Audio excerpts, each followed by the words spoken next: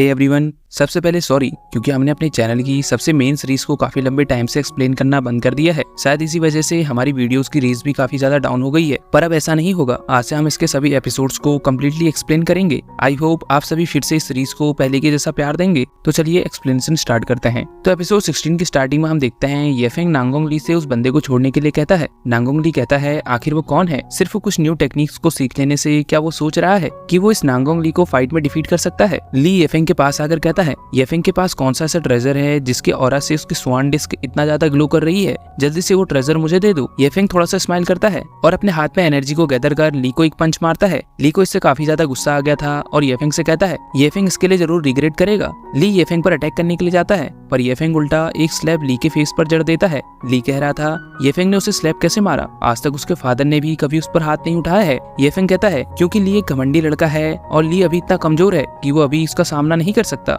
इसलिए वो सिर्फ एक स्लैब में ही ये मामला यहीं खत्म कर रहा है और वहाँ से जाने लगता है। ली कहता है येफेंग क्या तुम मुझसे कम्पीट करोगे, अगर तुम जीते तो मेरी सारी वेल्थ तुम्हारी हो जाएगी और तुम हारे तो तुम्हें मेरा सर्वेंट बनना होगा। येफेंग इसके लिए मान जाता है। सीन अरीना में आता है जहाँ येफेंग और ली फाइट के लिए तैयार थे। एक बंदा लिंक्सी से कहता है यंग मास्टर ली प्रोफाउंड लेवल पर है, इसलिए बाइडेन लेवल वाला येफेंग उनसे कभी भी नहीं जीत सकता क्योंकि दो रिलम्स के बीच का गैप काफी ज्यादा होता है। लिंक्सी कहती है अगर ऐसी बात है तो एक बेट हो जाए, अगर येफेंग हारा तो येफेंग के साथ उसकी भी सारी वेल्थ ली की हो जाएगी, पर अगर ली फाइट में हारा तो तुम जानते हो तुम्हारे साथ क्या होगा। अरीना में ली फाइट के लिए रेडी और सीरियस था पर येफेंग को तो जैसे इससे कोई फर्क ही नहीं पड़ रहा था। ली अपनी स्वॉर्ड से येफेंग पर अटैक करता है। येफेंग ली के स्वॉर्ड अटैक को अपनी स्पिरिचुअल एनर्जी से रोक लेता है। ली ये देखकर हैरान था कि येफेंग की स्पिरिचुअल एनर्जी इतनी पावरफुल कैसे है। ली कहता है ये स्पिरिचुअल एनर्जी बाइडेन लेवल से कहीं ज्यादा की थी। येफेंग इस फाइट में बोर हो रहा था, वो बस एक हल्के से पुश से ली को पीछे कर देता है और एक किक ली के फेस में मारता है। येफेंग ली की ओर आगे बढ़ते हुए सोचता है ये तो बाइडेन लेवल पर है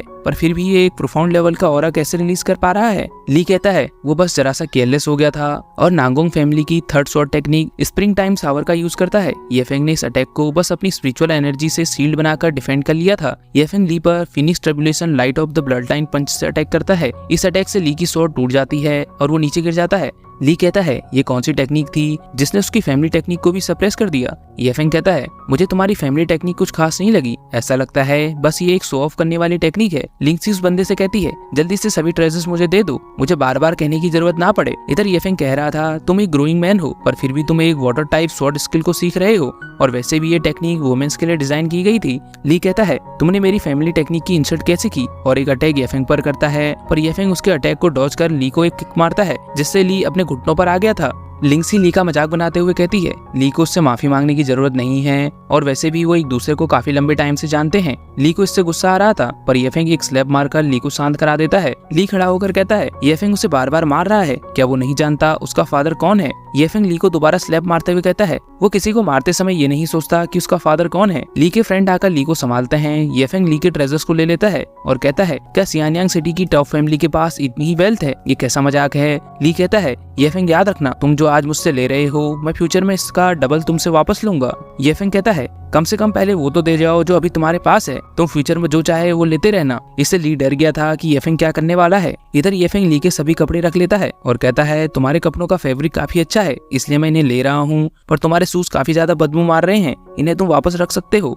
लिंक्सी सभी चीजों को स्टोरेज रिंग में रख लेती है। ली कहता है येफेंग तुम जो कर रहे हो मैं फ्यूचर में इसका बदला जरूर लूंगा। येफेंग कहता है जल्दी करना क्योंकि ऐसे काम में अब उसे मजा आने लगा है। सीन ब्लैक इनकार्नेशन हॉल में आता है जहाँ दो गार्ड्स एक बंदे को डिप्टी लॉर्ड के पास लाते हैं। वो बंदा कह रहा था वो अपने मिशन में फेल हुआ है पर उसे फिर भी अपनी गलती सुधारने का एक मौका जरूर मिलना चाहिए। डिप्टी लॉर्ड भी कुछ सोचकर उसे एक मौका दे देता है और कहता है साओ फैमिली में येफेंग हमारे मिशन को खुद कंप्लीट कर रहा है, साथ ही उसने नांगोंग फैमिली के साथ भी पंगा ले लिया है, हमें बस इस फ्लो के साथ अपने प्लान को एग्जीक्यूट करना है। वो बंदा बताता है येफेंग ने जब से एल्डर साओ का ट्रीटमेंट किया है तब से वो 100 हब अलायंस के काफी ज्यादा करीब आ गया है, कहीं इससे हमारे प्लान में कोई भी दिक्कत ना हो। डिप्टी लॉर्ड कहता है 100 हब अलायंस हॉल मास्टर के कंट्रोल में है इसलिए इसमें कोई भी दिक्कत की बात नहीं है और वो बंदा वहाँ से चला जाता है।